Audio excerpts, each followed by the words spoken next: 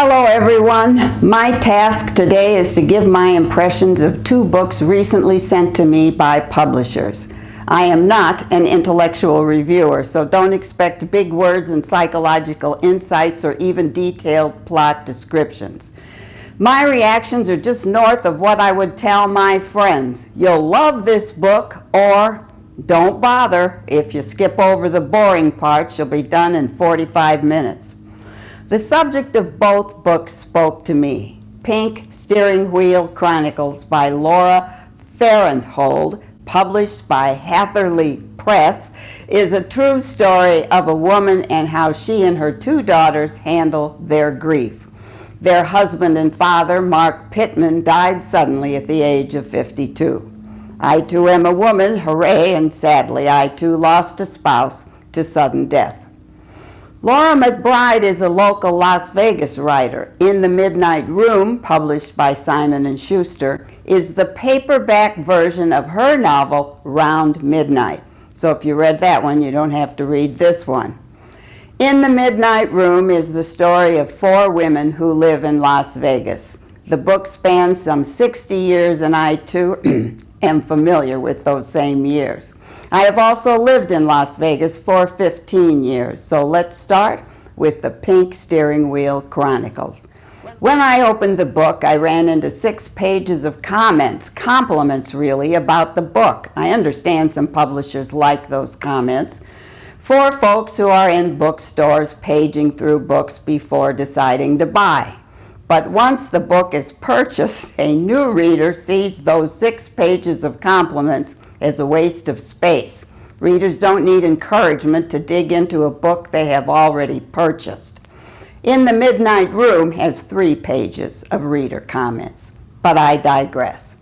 Basically, Pink Steering Wheel Chronicles is the story of a young wife and mother in love with their husband, a respected financial journalist. The woman tragically loses her husband at an age when most men are in their prime. The early part of the book, where the author describes her husband and his effect on her life and the lives of her 2 daughters, is riveting. His death and the details surrounding it are dramatic and heartbreaking. Pink Steering Wheel Chronicles then becomes a story of how the family deals with their loss. In this case, author Farenthold, who fails at camping, buys an RV. She also purchases a pink shag carpet steering wheel cover, hence the title of the book. With her children and a dog, Miss Farenthold takes the cremated ashes of her husband to all the places that have been meaningful in their lives, and then to new places that the family thinks husband and father would have enjoyed as well. In each place, some of the ashes are left. A fine and original idea, creating new family memories while not forgetting the past. The problem for me, however, was that Miss Farenthold then talks as if the ashes themselves were the man she knew. She talks of Mark in a box. Quote, "It was so cool to be able to sprinkle Mark at the exact site, yada, yada, yada," or, "That's the kind of humor that had previously landed Mark in a potted plant at the Burger Queen restaurant in Provincetown."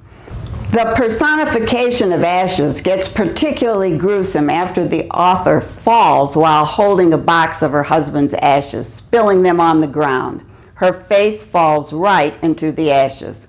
I won't quote the passage, but I winced.